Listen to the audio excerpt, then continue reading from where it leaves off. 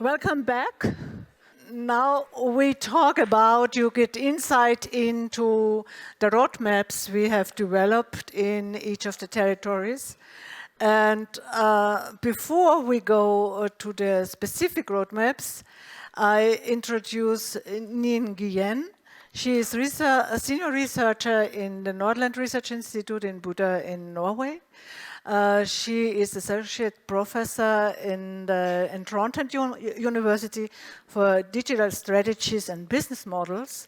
And she did also a comparison of the 3 roadmaps. And we start with an overview of this comparison, and then she will discuss the roadmaps with the coordinators of the territories. Nhien, the stage is yours. Thank you, Mariana. So may I ask where can I? Interesting. Thank you. So hi, everyone. It's a pleasure to be here with you and to present you the exciting task we have in this project, which is comparing the 3 roadmap. So on behalf of Nordland Research Institute team, as you can see the name on the slide, so I want to share with you some interesting experience that we had during the process and what kind of implication we would like to share with other territories when they want to do this transition. So when we started this project, we were excited to see and we're excited to develop a methodology for transition of territories from the traditional region into a digitalized, we call it innovation ecosystem. And we're also curious to see whether regional characteristics will lead to different results in the roadmap. Why and how and what are the implications and how can we learn from it? And to answer those questions, we decided to compare the 3 roadmaps to analyze the relationship between regional characteristics and roadmap result of 3 regions: Värmland in Sweden, regional Grand Est in France, and Upper Styria in Austria. In the presentation today, I will present to you the result and our interpretation, also some recommendation guidelines for other regions who in the transition process to digitalization.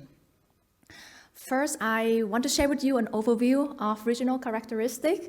As you can see here, there's some similarities, but also big contrast between regions.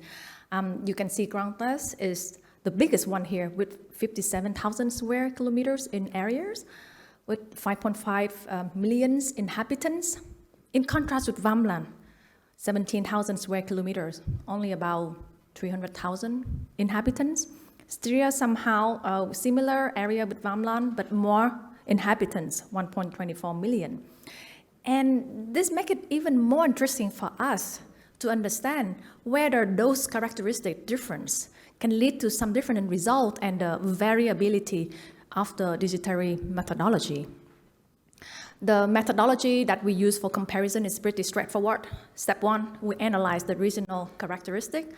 And by regional characteristic, we refer to asset and change agency. So regional assets here refer to infrastructure, and then policy, regulation, and natural assets.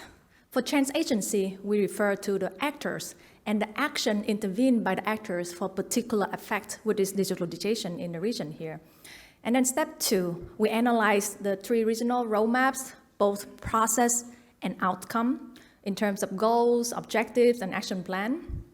And last but not least, we analyze how different in regional characteristics lead to different in regional roadmap.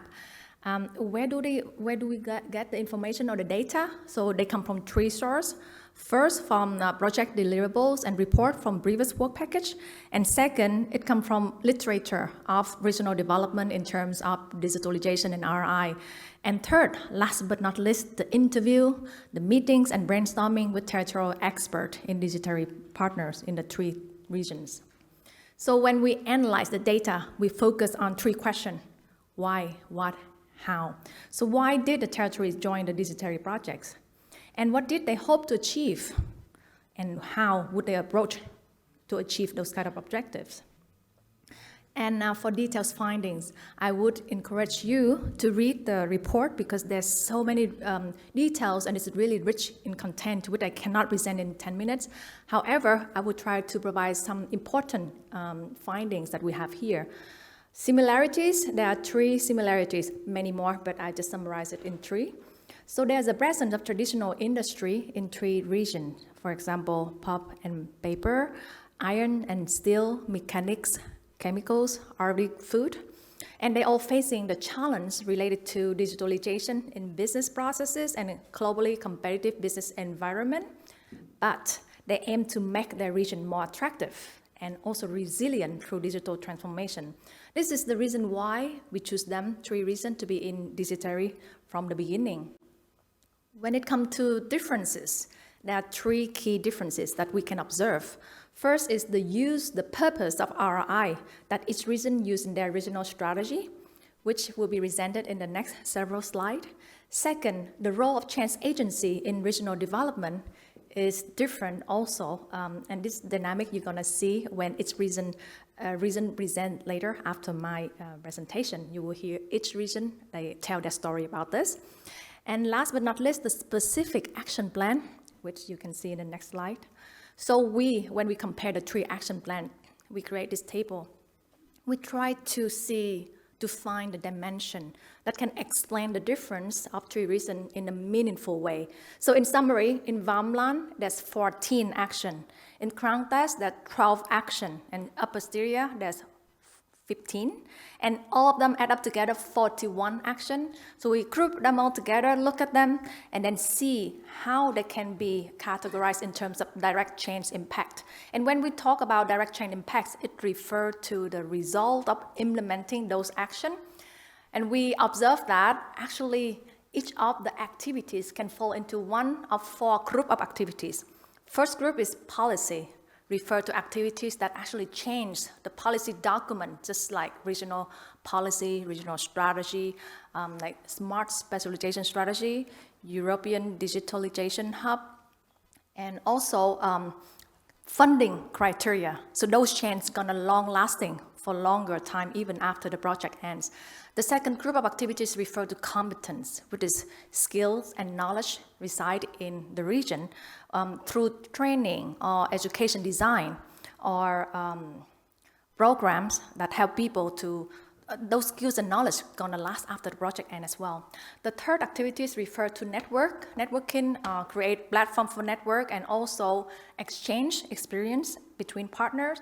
And lastly, awareness, refer to action activities that increase the awareness in the public, territorial attractiveness and action related to RRI.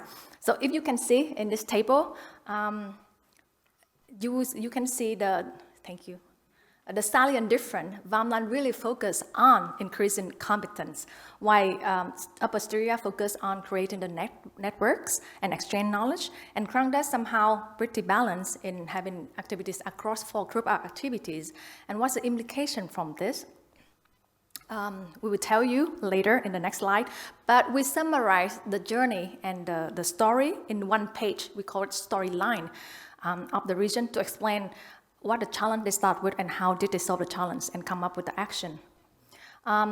In conclusion, we said that, okay, it is not possible to formulate a generalized roadmap that can be used for all regions. There is no one-size-fits-all because every region will be different in their context. The context is really unique when it comes to structural, political, and cultural characteristics. And the roadmap would lack legitimacy if we just impose a methodology there and if it were not co-created by regional stakeholders. The good news is that there is a generalized road mapping methodology is possible and it has been developed by DigiTeRRI. So here is the result, refer to the RI implication that I mentioned before. So during the projects, we realized that DigiTeRRI methodology helped each region to design a roadmap that address their core challenge. Also, the specific characteristic in the roadmap in the region so that they can achieve what they want to have in specific context. Let's see 3 cases we have here. In Grand Est is a new mega region, saw road mapping and RI approach as the opportunity to unite areas of disparity And here we refer to the varying levels of digitalization and socio-economic demography in their sub-regions. Värmland saw the road mapping as an opportunity to strengthen the digital competence and create conditions for knowledge sharing and knowledge creation. That's why the action plan roadmap table we provide before, you see the action really related to what they want to emphasize. And Styria saw the road mapping as an opportunity to strengthen the bottom-up stakeholder initiative. That's why there's a lot of networking activities was created. So the key success factor, we saw that local context is very important. Regional characteristic, how to take advantage of that and apply the methodology. Change agency dynamics is very important, and to understand the place-based leadership, how it played out in each region. Infrastructure and technology, they are key and foundation for success. And this one is interesting. So if regions have the challenge and understand what they want to do, they need to leverage it through external funding. For example, EU funding, and like DigiTeRRI, it will bring the legitimacy and also external expert everywhere to come to the region to help them. And finally, action for impact-oriented action can be categorized in 5 groups. Action for shape the policy and culture, action for enhanced technical capacity when it comes to infrastructure technology, to build human capacity, refer to knowledge and skill, facilitate network exchange, and to raise awareness. So those are activities that can help the region to raise, to create impact. And that is how they can integrate RI into regional development based on the 4 dimensions that my colleagues have presented before: anticipative, inclusive, responsive, and reflexivity. And now I would like to invite the coordinator of iteration to come here to tell us their exciting journey and the story, how they actually developed the roadmap.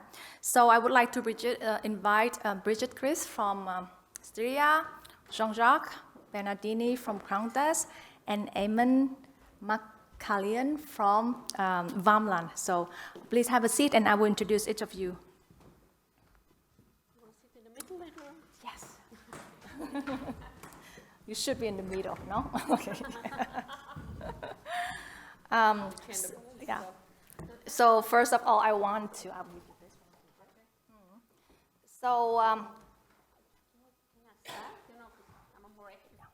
You can stand, of course, but let me introduce you first. Brigitte Kriszt studied material science and did her PhD at the Montan Universitat in Austria. In 2004, she started to work at the Industrial Liaison Institute of Montan Universitat. In that position, she coordinates many regional and national initiatives such as Material Cluster Styria, NanoNet, and Additive Manufacturing Austria in cooperation with industry. In 2017, she became engaged in RI Horizon 2020 project. She coordinated the IMRI project, and that's how I met Brigitte. And also, I can come to DigiTeRRI here. And the Styrian coordinator in DigiTeRRI Project. So the floor is yours, Brigitte. And after Brigitte presents, I will introduce each of you and the introduction, and you can present.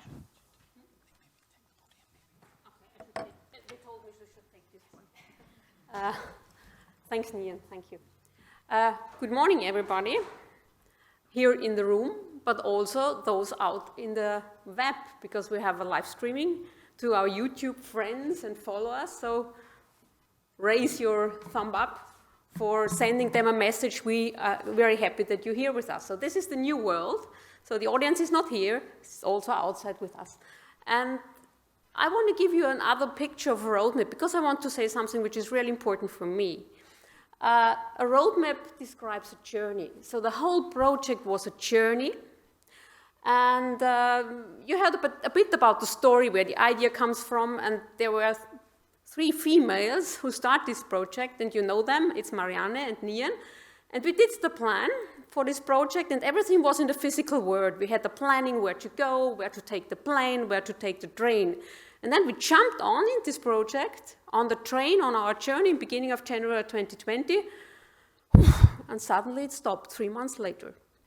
And this was the story. We have to switch the whole project, the whole communication in the digital world.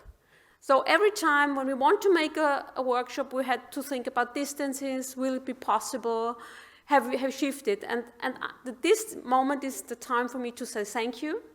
Thank you to my team of Styria from Marketing Brookmoor, Erich, he's with us. Erich, where are you? Here, thank you. Then to my colleague from ZAT, Leoben, our Center of Entrepreneurship. Franz, where are you? Oh, he has left already on the next journey. And then, of course, my colleagues from the Montana Universität, which is Julia, you're here. We will hear more from her later on. Renate and Julia Meyerhofer, she's also with us, I think. And I also like to thank you, Marianne, and your team. And I like to mention Andrea. Thank you and Manfred for helping us, doing the workshops, coming to Leoben and support it when it was possible, but also did wonderful moderations in workshops in the virtual world. So this was really great that we could make it in that way. And this is was very important for me to say before. So you heard already about us, about the mapping of Styria, about our competencies. I like to say you something about the stakeholder selection and how we engage stakeholders. And we just did a special thing. This was on our stakeholder advisor group. Then something about our vision, the star in our journey, where to go. Then I bring you the data on that, what you have already heard from the road mapping process, from the domains, and from the characteristics. And then I say some word on the status of implementation. Okay, stakeholder, you know, these are people, these organizations, they are the asset for this roadmap. If we wouldn't have had stakeholders, we could have done nothing. And so it was very important to think about, at the beginning, what are the stakeholders group, and we decided to find an approach combination between the quadruple helix and to bring in additional organizations which stand for ROI. So we said we were looking for organizations like public authorities, business organizations from industry, SMEs, and of course from societal representing organizations. And then of course we call them knowledge provider. These are schools, higher education, universities, research centers, or even libraries. Because if you think of open access, then these are the modern partners in our project. And here you see the typology of Styria. The majority of stakeholders, of course, the business organizations, 70%, huge number. But all the other stakeholders group are in a similar range. And the challenge was to have them balanced in the workshops, that they all can bring their opinion in, as you heard from Nhien, to bring the bottom-up approach. So some information, how they are classified. Here you see that what is in principle that what Manfred already told. 75% of the industry comes from metallurgy, mechanical engineering, paper industry. But you see a quarter is something else. So this is the dominant branch in our territory. And then, of course, you see how it is with the knowledge provider. You see that the majority of organizations are schools. So we had to approach the schools, not only the universities. And then we did something to have a representative group, which is the stakeholder group, and here we invited people who represent the organization. And if we think about stakeholders, if they come to workshops and they do not have a ticket from the company, they give you their personal information. So we have a very strong bias to the civil society as well. Okay, our vision. You see it here, you see it here. It is that what is our heart. We live in an area, mountain with valleys, and we said we want to be attractive region for living environment. We be open to invite people, and DigiTeRRI helps us to invite them to us. Then we said, okay, we want to be research-oriented and innovation-oriented. We want to be open and knowledge-oriented, open in any way, to bring people, to invite them. Very important for us because we have a problem with human resources. Then, of course, we said we want to stay on our roots. We want to keep our traditional industry, but enhance it with digital support. And then, of course, networking and cooperation, which was already said. So this is our star of the future.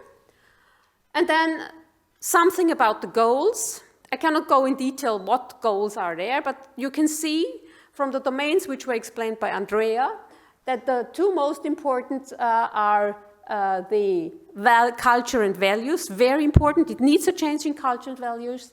The second point is knowledge and skills. So very important to build up knowledge and skills for my region. And then, of course, in the same level is networking cooperation. And this is the core of our goals. So any goals are directed in these domains. And now this is the most important file I like to show you, where we want to have the core actions, the core activities. It's the digital transformation in the field of education, from kindergarten to the university. Then we have the digital transformation in public area, which also means e-governance. Then, of course, technology and knowledge transfer was already said today by Manfred, very important for my region to speed up, to bring the knowledge from one organization to the other. Then one point was very important in the action which we did is to define the need for a platform. And of course, one thing is, I said we have problem with human resources, to tailor the work environment, the social environment that people can work, that they can have their families, that we have gender equality for females. And this is not the last, but this is some information about the action we've did. The red one shows the percentage of our resources spent on actions. And you see the most important were workshops, training, and network events. And we were on the focus cross-regional action, typical for us. So we tried to get in contact with other regions. If you look on the domains, very important here again, knowledge and skills, and networks and collaboration. And the last information, what I would want to give, you see a distribution of the stakeholders which were engaged in the actions, in the implementation. And you see 30% came from education and research organization, but then we have a balanced figures between industry and all the other stakeholder groups. And this was a very short version. But if you want to hear more on that, we have the German version of our roadmap. It's outside. You can take a booklet with you. And the English one will be published in an open access, really free way when the project is finished. Thank you.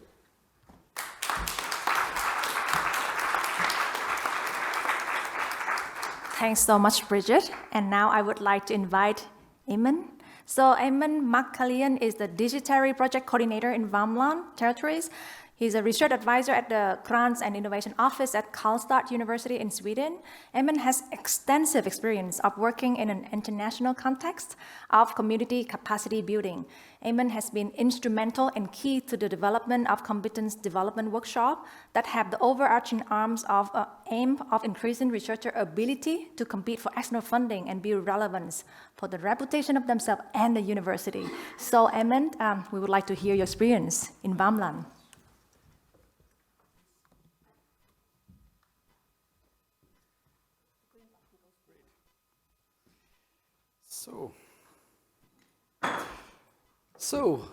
Great to have an opportunity to be here to tell our story of our region and this process. I think the first thing I want to start by saying is, as everyone has said, this is a journey. But I think one of the unique things is that it's a journey that fitted into the journey that already existed in the Värmland context. I think one of the most important things for me to start with is, here if we look at the sort of RRI keys, and we look at about engagement, and we look at gender equality and science education, we had a process that already didn't define this as RRI, but certainly embedded these perspectives into the approach that how Värmland worked. I think it's very important to acknowledge that how we got involved in this project was one of our cluster organizations, the Paper Province, actually brought the other partners in, and that was through Magnus, who has joined us today, and then Per, who has been an equal regional coordinator, actually, along with Helen from Region Värmland in this process. When we looked at the project concept and idea that Nhien, Marianne, and Brigitte had, we thought, this is perfect. This really fits the model of how we work in Värmland. This is a process that engages people in discussion, but also produces outputs. Then we went in with the project, and then something else uniquely happened was our regional authority, who is part of the project, who is part of the governance structure, thought that there is another very important cluster that needs to be engaged, but they're not inside the project, but we need to bring them in, and that was our Compare ICT cluster, and Ingrid is here today with us as well in that process.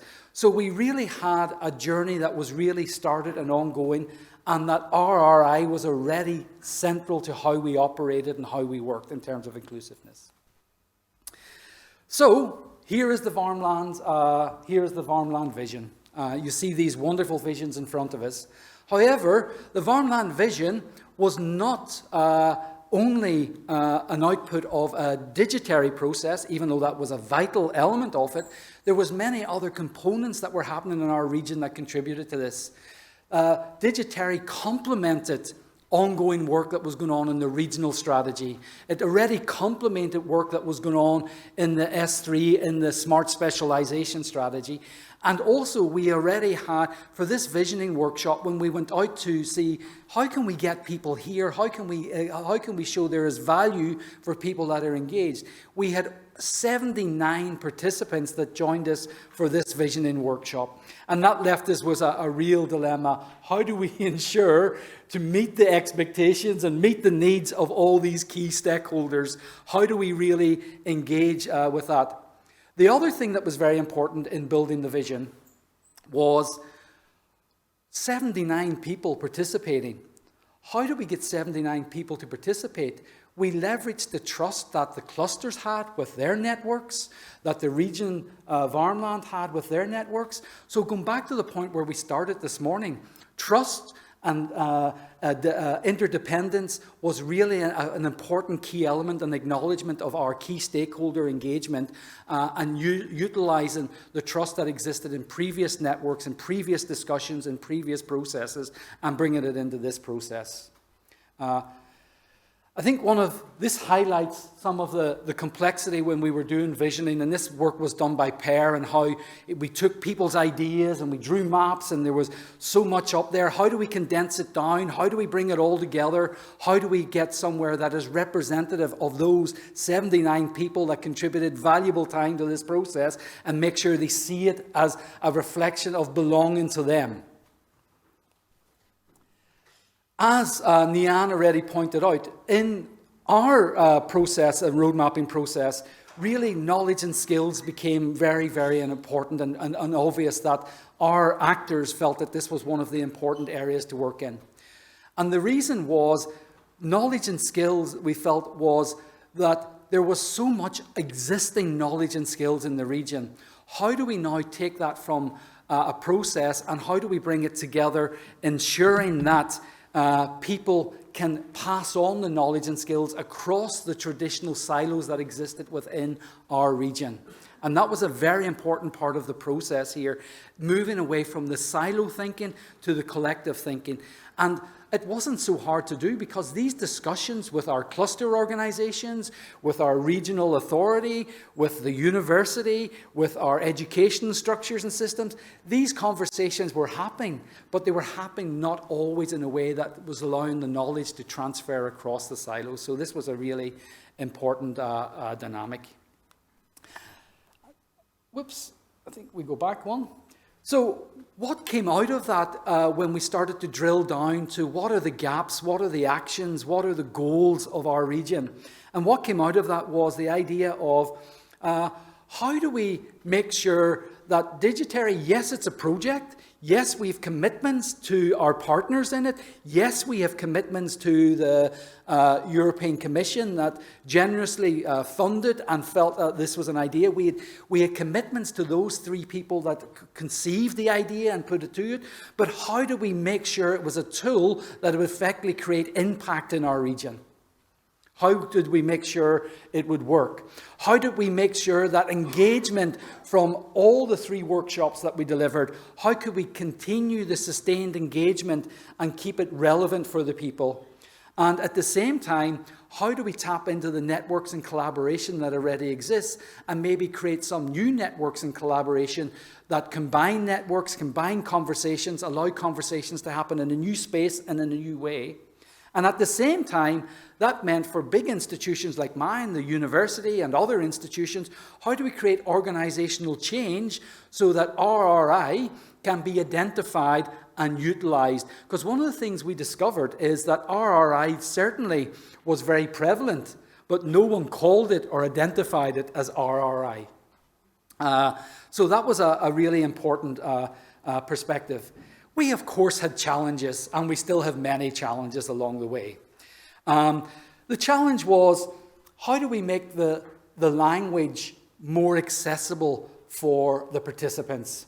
How do we, and we already had great experience of doing that within the team. So we didn't have to think this out on our own. We had a great resource within the DigiTeRRI team that allowed us to do that. And as Andrea pointed out, I mean, the theoretical and conceptual thinking that went behind this, but at the same time, the presentation in such an accessible way and such a way that allowed us to use it in such an accessible way was wonderful work. It really shortcutted a lot of issues that we had. The other thing about the roadmap is when you're trying to work in a triple helix, we discovered that we had one project, but we had 4 communication perspectives. It was a really different way of communicating to each group. So we had to develop a group that included all the key communicators from each of the organizations, being able to give input on how we communicate. And of course, the final way of is we really struggled with the moving from the strength of the quadruple helix to the triple helix to the quadruple helix, and how do we really define citizens' engagement, and how do we really participate and get citizens engaged? Is it okay to say, okay, you're here as the research and development from Volvo, but can you also be a citizen? And of course you can be both, but how do we incorporate that in terms of the needs and presenting it, and how people have the complexity of wearing different hats, and how do we capture that in the project? So just as a way of finishing off, I think I want to give you a little piece of story as well. DigiTeRRI, we had the governance regional structure. All of a sudden, not only was this conceptual or whatever, we had someone in Anders that is here today that organized that we go directly to the politicians that are informing policy, decision policy, and be able to tell them about DigiTeRRI, they're being able to ask questions about DigiTeRRI. So we had a top-down and a bottom-up perspective in our DigiTeRRI approach. And that's a little bit about our journey and the road mapping. And any further questions, grab me at any other time or email me. Thank you for your time.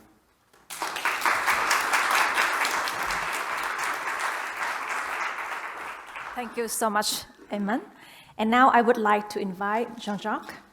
Jean-Jacques Bernardini is a DigiTeRRI Project Coordinator of the Grand Est territories. He's the head of European Affairs Department at Grand Est.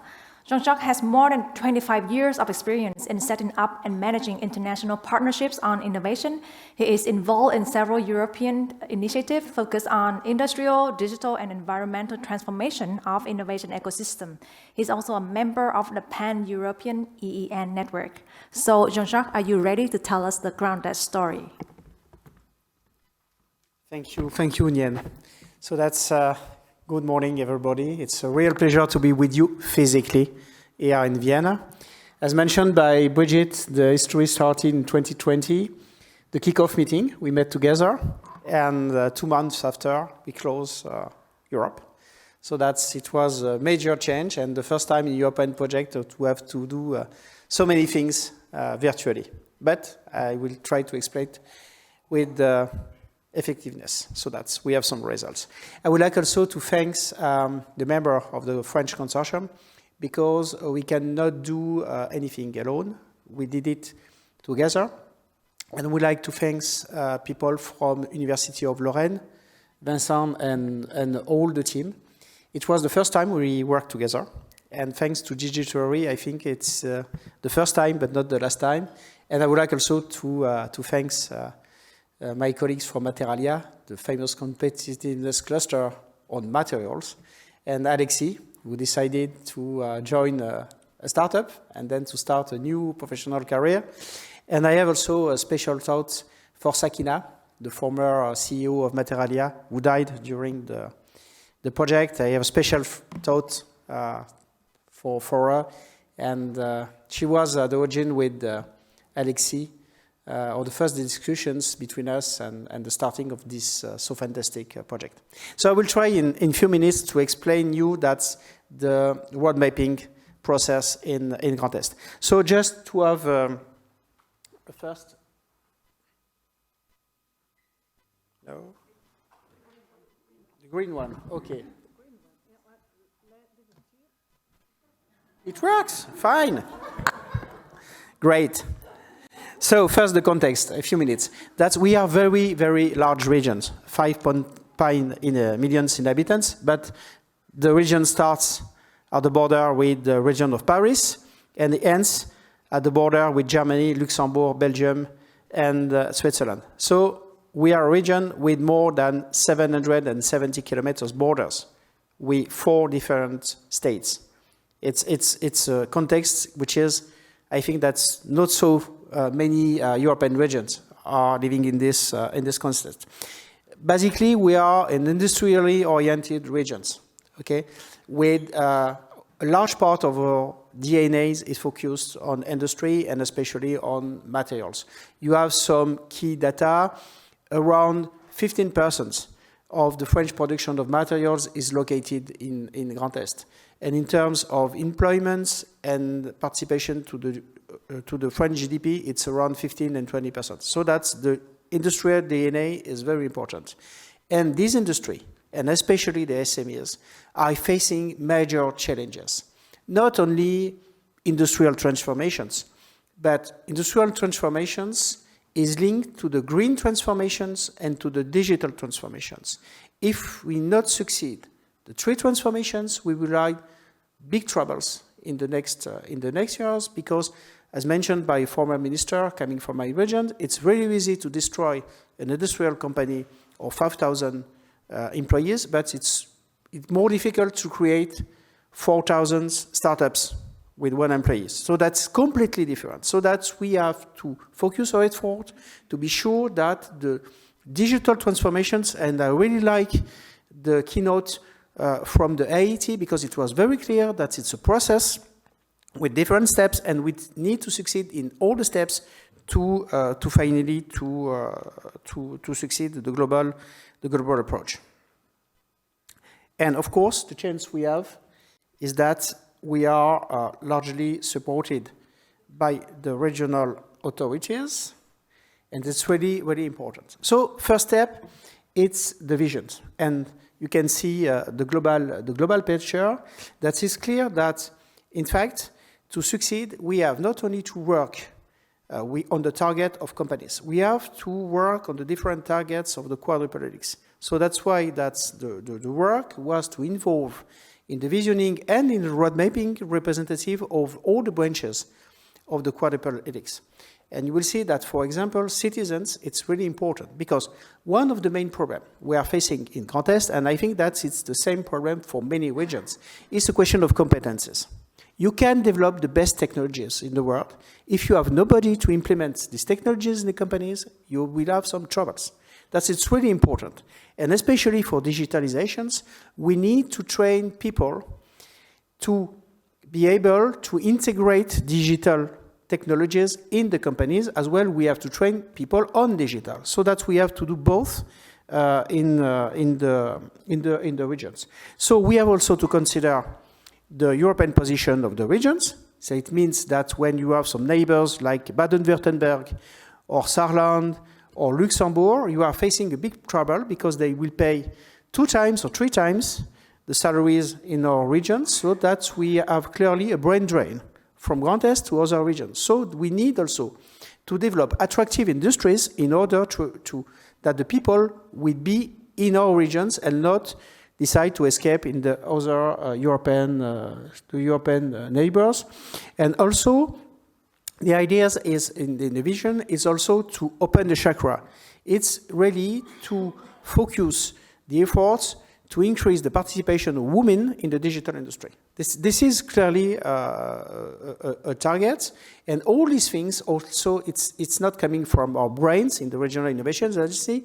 as we are working very closely with Région Grand Est, which is the main funding organization for my own organization, that's we are working together. And when we consider the setting up of the new smart specialization strategy with the European Commission and the different development schemes at regional level, we need to work together in order that RRI could be something useful for us. The next one, that's about the goals. So to achieve these goals, first, we have the road-mapping process. And we mentioned that the COVID was terrible, but in other sense, the COVID was positive for us. I'm sorry to say it like this, because in fact, we were able to set up a road-mapping process using the digital channels. And for us, it's very important. If you want to attract people coming from the western part of the region and the southern part of the regions, and to have representative as well of the different part of the region and the different branches, you need to use physically and digital meetings. And we did it like Brigitte mentioned it in Éamonn, and I think that was a positive aspect of the things. So you have in this slide the 5 main goals for Grand Est, of course linked to the visioning. You can see that in fact that the question of talents, it's really central for us. We focus also our effort on responsible digital services and products. And the question of ethics is very, very important. You will see it in 1 minute in the different actions we set up. That's develop new forms of collaborations, because in fact that we need to attract people from the civil society in the process. We have also non-traditional training systems, like for example 42 School, and we will have the pleasure to have Caroline Porot this afternoon for us. That it's the way to attract people outside the system, to train them on artificial intelligence, cyber, and so on. And also to give the opportunity to discover digital and industry. And I would like to mention the fantastic app developed by WeDo. You can find the app on the WhatsApp of the conference. It's a special quiz for young women used to attract them in the digital industry. And I will try to give you an overview about the different actions. We finally, in the roadmap, decided to focus our effort on 12 actions that will be implemented till the end of the project. As mentioned by Nhien, in fact, it covers all the teams. So that's the idea, is to have a well-balanced roadmap actions, or actions linked to the roadmap, in order to be sure that we will cover all the different things. I will just to mention some of them. For example, how to encourage young girls to the digital sector. We organize a quiz on the main industry fair in my regions, in Mulhouse, in November 2021, and we had the pleasure to have a delegation from DigiTeRRI, which were involved in this action. This is for one of the goals. Another one, which is very important, and we have the pleasure to have as member of the advisory board, Rémi Pirat from Région Grand Est. It's how to use RRI in the definitions of KPIs, for example, for the smart specialization strategy. For ethics, my regions is giving 50,000 euros for companies that will uptake technologies for the first time related to artificial intelligence. So we have a specific questionnaire, ethics and artificial intelligence. And if you fill in, you have a bonus for the helps. And I would like also to mention participation to congresses in order to show what is RRI and the links between research, digitalizations, and RRI. And we participate to the Éamonn Congress organized in Nancy by Vincent and all the team. So that's, you can see that in fact that the 12 actions that will be implemented, so that we are very confident that in the project it will be done. And I would like just to conclude that it's clear that this roadmap, clearly it's a co-construction process. If not, you will have some trouble, because you have some trouble to attract people as active stakeholders in not only the definition of the roadmap, but also in the implementation of the different actions. And for us, 3 key themes, I will conclude: development of digital skills in Grand Est, really important, in order to increase the competitiveness of the company, strengthening the links between the actors of the quadruple helix. And RI is perfect because we can see that it's a common interest subject for all the types of stakeholders, even the citizens. When we have a Fab Lab involved as stakeholders, it's important because the Fab Lab is open to families in order to explain what are the technologies used in the digitals, and also considering the dimension of the RI in the implementation of the public policies. Thank you for my attention. I was a little bit long, but as you know, I'm French, so it's a little bit difficult. Thank you very much.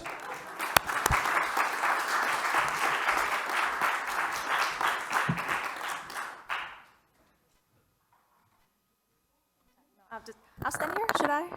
So now we're going to have a very interesting session. So thank you, Jean-Jacques, for your presentation, and thank you all for your exciting storytelling to tell us how it happened in each territories. And now we will come to a question and answer part, and each of you are going to have a challenge that you have only 1 minute to answer my question. So each of you 1 minute. So this is really sharp, and Mariana is going to help me keep track of that. So the first question, in our observation, when comparing the roadmap, we realized that stakeholder engagement is the key to success in all territories. So please, can each of you tell us how it happens in your territories and what is your most important lesson learned during this stakeholder engagement process? So 1 minute start. Who want to start first?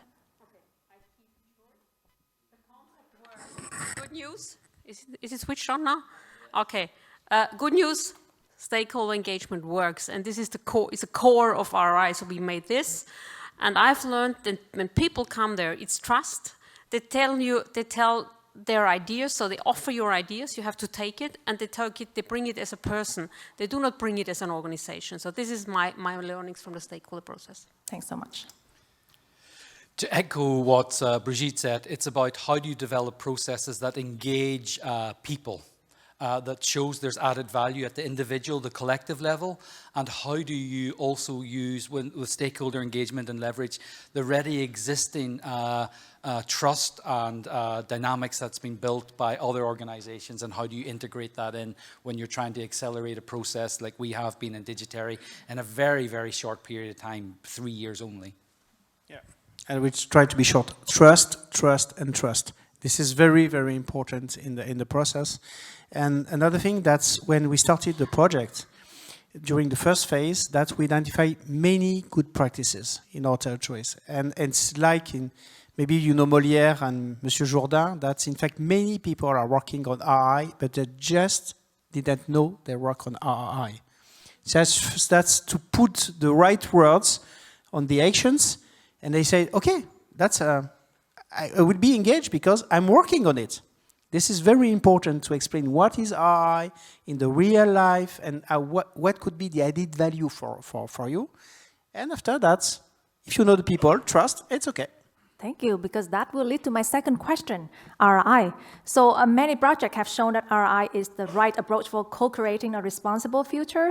However, the concept of RRI is not easy to understand for a lay person. So how do you translate the RI approach into concepts or ideas that the stakeholders in your region can understand and agree with your approach? Okay. I tried in 1 minute. First of all, I've learned a lot of RI in the first RI project in IMRI, and that time I understood it's hard to explain people, the scientific approach, really hard work.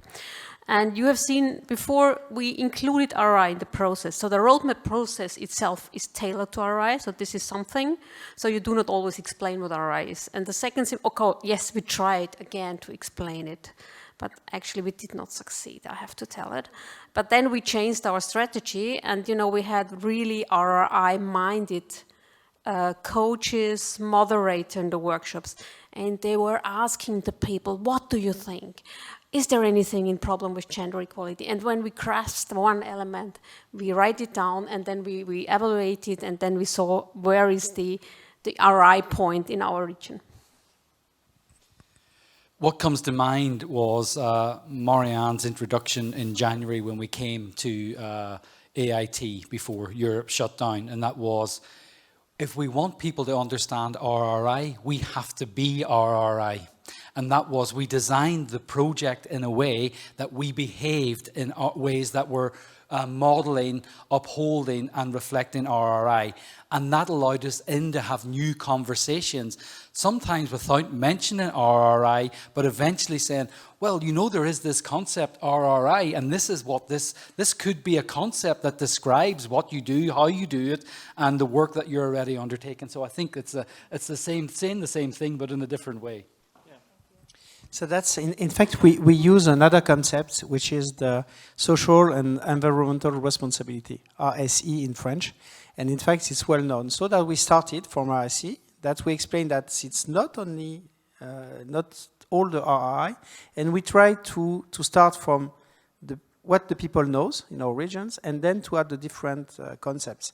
And as mentioned by Éamonn, when we discuss about the different subtopics, gender equity, open dialogue, science society, governance, that the people understand. So that's, in fact, we started by the basics, and then we rebuilt the whole picture.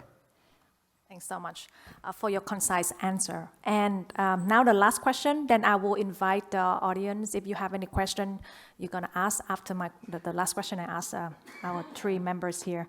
So the similarities between three territories, as we can see so far, is a successful stakeholder engagement and successful translation of RI. Can you share with us your thoughts on what you think is unique for your territories in comparison to the other two territories during the DigiTeRRI projects? Yeah, I think we have a lot of similarities, so this was the idea at the beginning, but if you ask me in that way, I would say the strength of Styria is, and this is tested for many hundred years, is that we go for networking and cooperation, and this is coupled with the aim of learning and knowledge, and we were very engaged in cross-territorial actions. Thank you. Starting from the baseline where co-creation was part of the value and the culture of the region that we were in. And also, I think part of the idea was not having any difficulty in having a top-down and a bottom-up process made us quite unique in the sense that our regional authority, who has a lot of governance responsibility, were active participants and equal participants, and I think that's very important. Thank you. I think that's for us, which is unique, it's the global approach. In fact, we have double approaches. The first one is from the regional governments, with Région Grand Est, who has in mind to foster digitalization of the industry. So develop specific policies and tools to do it. And the other sides, we have strong history of cooperations between stakeholders. And in fact, when the willingness of the regional authorities that's discussed with the network, it works. Yeah. Thanks so much. So it actually illustrates three different approach: top-down, bottom-up, and then combination between three regions. And now I would like to invite the audience. Do you have any question for three territories? Yeah. Morten Nguyen. I'm a member of the External Experts Advisory Board of the project. You talked about trust and what the project has achieved. I wonder, where do you see that the regions are going to be in 5 years' time? Because when you talk about impact, which is a main element in all EU-funded projects, of course, most of the impact comes post-project, after the project is ended. So if you continue to walking down these roads that you described, where do you think you're going to be in 5 years' time in the separate regions? Thank you, Morten. Yeah. I think if I try and look forward, Morten, to in 5 years' time, I think we'll be still having some of the same discussions, but at the same time, we will have a much more joint-up approach and a much more integrated approach to digitalization and to also the culture of how we interact and our interdependence being acknowledged in a much stronger way. Because I think one of the things as we look at digitalization, and as we heard in the presentations this morning, for it to be maximized, it no longer can be the concept of either individuals or data being in silos. It's about how do we create the interdependent nature for maximizing the output for the individual citizens and for the business and the companies within that region. So I think we'll have a much more integrated approach to digitalization. Okay, today it's difficult to give any prognosis in this time, but I see that all the global activities like war, COVID, what else will come, they push us in direction of digitalization, of digital society. So I think we will go a big step forward in 5 years. Digitalization is reality. Nobody will stop it. And in fact, that's when your questions about the impact, that in fact we had the chance when we started the project to be in 2020, and it was the beginning of the discussions for the revamping of many different regional policies, including the smart specialization strategy.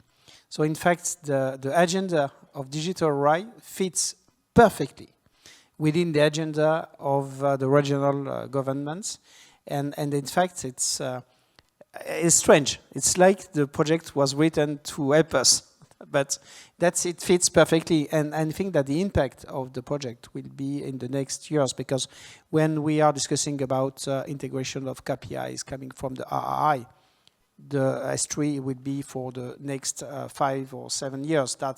It's an impact, medium, long-term impact. When you started to integrate ethics as criteria for grants, for example, you will not do it for 1 year or 2 years. It will be an impact. When you support non-classical schools to train young girls on the digital, you will not do it for 1 or 2 years. You will do it for 3 years, 5 years. So that's the impact of the project will be, I think, not only a short-term impact, but medium and long-term impact. I saw 2 hands raising. One is René and one is Harald. So maybe you can give the microphone to René first and then Harald. And then we will close the session. So we have 2 more. You want Harald? Oh, but I saw you raise your hand first. You want to ask a question now? Thank you. My name is René van Schomburg. My question is on stakeholder involvement, which you highlighted, of course, rightly. It seems to me, though, that in your project you were actually more ambitious with that than just that you want to have stakeholders' participation. It seems to me that you achieved a sort of common outcome which you wanted to create with your stakeholders. So my question is, how did you arrive there? Did you do that by articulating your visions, which was presented, I think, by Mariana? Or did you do that during the process of co-creation, independent of those visions? So how did you arrive there to this point? Because I think it's just more than your stakeholder participation. It's a stakeholder commitment towards a particular outcome as well. So it's a sort of... Maybe I will start. In fact, that's in the process. First, we identified some local ecosystems that could be involved.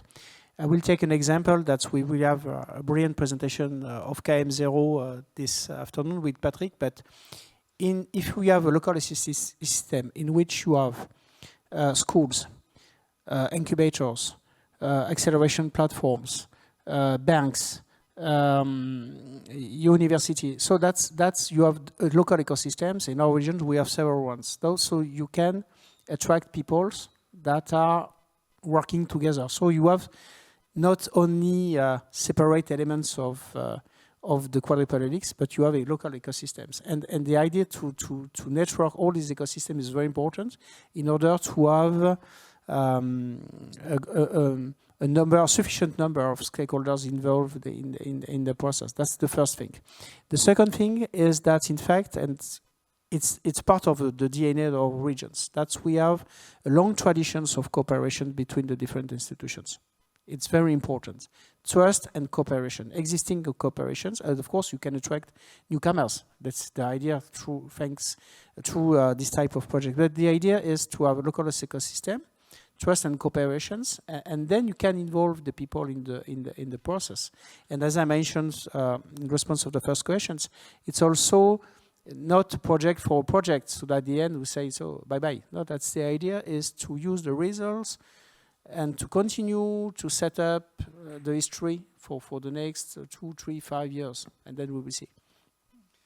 Thank you for the question. It's a question that causes much reflection actually now and provide reflection. But I think for us, I think one of the ways of ensuring that stakeholder engagement can be sustained and over the long term was the idea that not only was this process engaged in developing visions and developing, they could actually see the outcomes of their work appearing in policy level, where digitalization became a horizontal dynamic inside some of the strategy of the regional government, where they seen that other regions were starting to embrace the methods and the process that we were engaging, that we had, that we were able to communicate DigiTeRRI at the political level, so that politicians were also been able to talk about the resources of DigiTeRRI, the impact of DigiTeRRI, and how it. So it was really ensuring that people that were engaging here, it wasn't an exercise.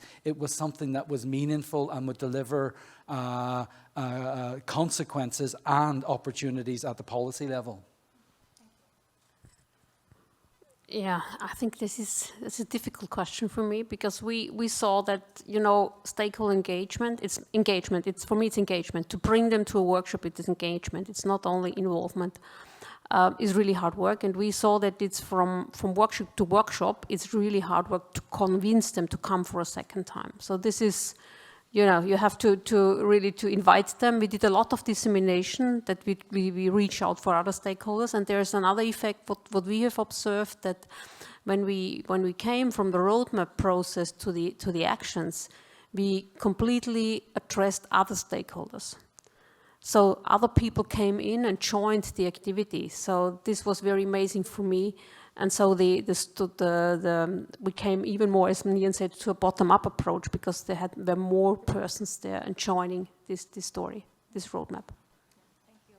And the last question will be Harold. Okay, thank you. I'm interested in the personal learnings from you of the RI process. And did you change anything in your lifetime and life work? Again, thank you for that question, Harold. It's, the answer, very straightforward, is yes, I did change. I all of a sudden, my passion is people and transformation. It's what I've always been involved in.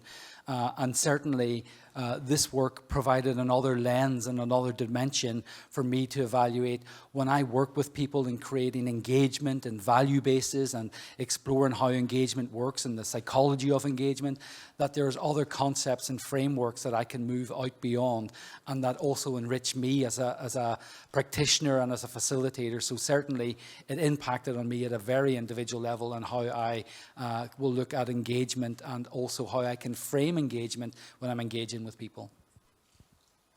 Yeah, the answer is definitively yes.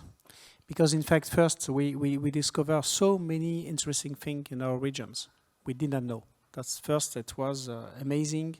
The things we discover, for example, that's all the actions related to the public engagement, for example, or how to attract people outside the classical educational systems in the digital industry. So it changed many things, first. The second thing is that clearly it's, for me, the first time I participate to a project including social sciences. Okay, basically I'm technology. Okay, I have a PhD degree from the university. So that it was a way to integrate different things. And I think it changed my mind about digital transformation. And I think that at the beginning, I was more on digital transformation is technological uptake by the companies, but clearly no. When I mentioned that you can develop the best technology in the world, if you have nobody to implement it, the result is zero. So that's in fact that we have to combine all the approaches. And I think, last but not least, that at the end, many different stakeholders in my region to understand that we have to integrate a global process to succeed in the digital transformation. Not only to focus the efforts on one break or another one, but to have a global process in mind. And I think it changed the mind of many people in my region. All right. Life is learning, and this changes us.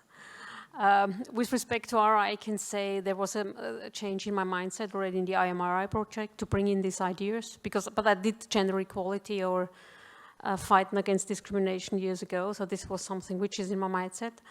But I did roadmaps and foresight with Marianne, so the methodology was there. But for me, you know, the digital world gets more to reality now. This is something, this is definitely my learning, to make a meeting with someone, I don't know, somewhere in the world. Come on, let's speak. So this is definitely a learning, to be open for that and use the digital tools. So thank you, Brigitte, Éamonn, and Jean-Jacques for sharing with us your exciting story, also the journey for digitalization and how you successfully apply RI in that process. And thank you so much, audience, for being here with us and have so many interesting questions. And we hope that our story have inspired you with ideas and motivation for your journey in the future. So I would think we end the session here, and you would like to announce any lunch break?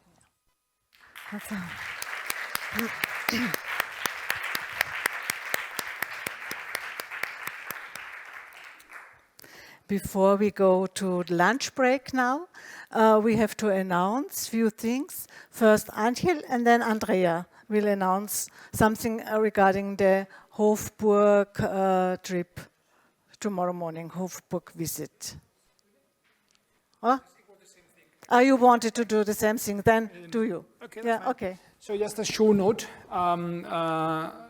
you know, tomorrow we have a visit to the Hofburg in the morning. Those who have registered to that visit, you know, you have received already a communication about the need of having either a PCR or an antigen test presented. It's not any antigen test. You need to go to a pharmacy. In the communication that was already sent, there is a particular pharmacy that is close by, walking distance. You just resend it now. Great.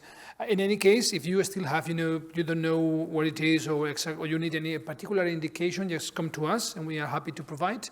The pharmacy is open until 7 p.m. today. So we have a break now. Definitely you can use this one.